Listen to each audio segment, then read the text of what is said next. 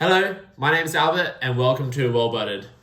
In this episode, we're going to go through what has happened in the month of May since launching the startup. Alright, so with the company name, it's something that I knew was extremely important, but I didn't want to spend too much time on it because I knew that the most important thing was actually building a product that people would, or service that people would actually want to use that addresses a real problem. But with that said, I did spend, it took me, I think 2-3 weeks to get day on day.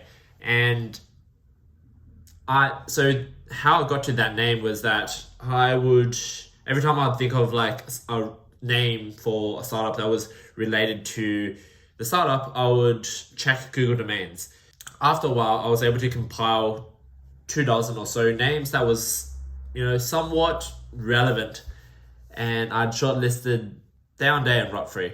And I asked my friends for some feedback. They gave me some feedback. They gave me some opinions that I didn't really consider. And after that, I went with Day on Day. Primary market research. So I conducted primary market research to find out which market would be the most suitable and beneficial for the company to enter into. And I had shortlisted a number of industries. So first step was the brainstorm. I went through a list of market opportunities. I wrote that down on a whiteboard. And then the next step was to narrow that list down. So I went through each of the market opportunities, whether the customer was well-funded, whether the customer was available to the sales force, whether the customer had a compelling reason to buy, whether we were able to deliver a whole product, whether there was already competition that could block me, whether if I won this segment, could I use it to win additional segments in the future? And finally, is this market consistent with the values, passions, and goals of the founding team? That led me to kind of like narrowing down on young professionals and also university students. It's extremely important to get in front of primary user of what you're producing, whether it's a product or a service, and just ask them, understand what state of mind they're in, what are they going through, what are their problems, why do they have that problem?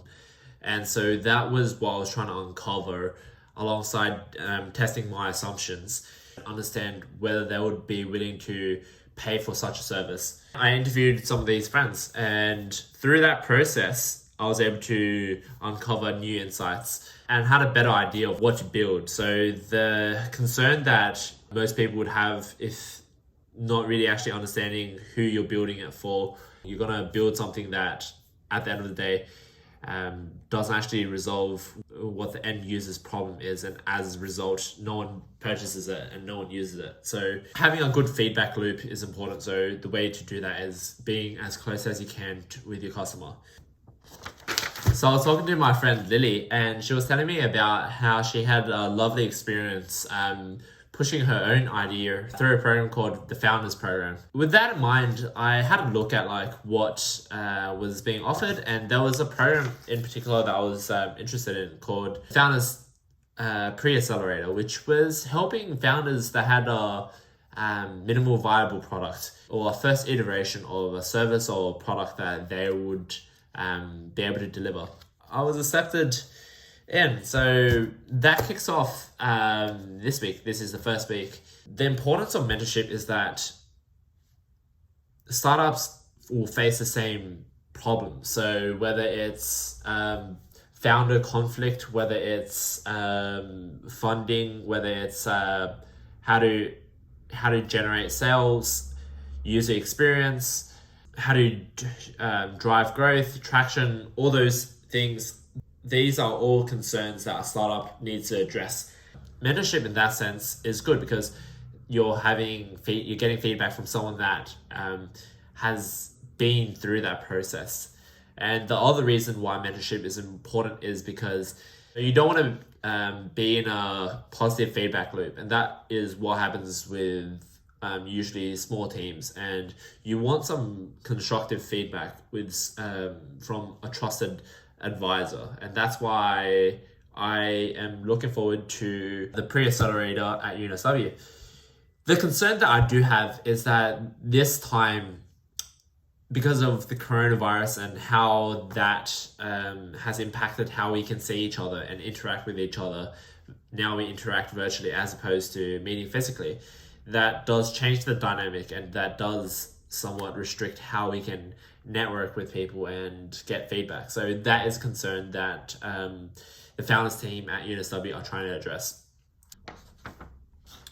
I think with what we're trying to address, this is something that we won't, even if we got our heads down and brainstorm what the problem was, and we built a solution, we built an offering, we spent a year on this offering. I don't think that would be nearly as good as getting as short of a feedback loop as possible will kind of like allow us to course correct and build something which at the end of the day, the end users, our clients, would actually want. I would prefer that way of doing things as opposed to, spending half a year with our heads bogged down, trying to really define the perfect service and offer something that at the end of the day might not be addressing the needs and problems of the end user. We're looking for our first paid users. We've decided that it's important that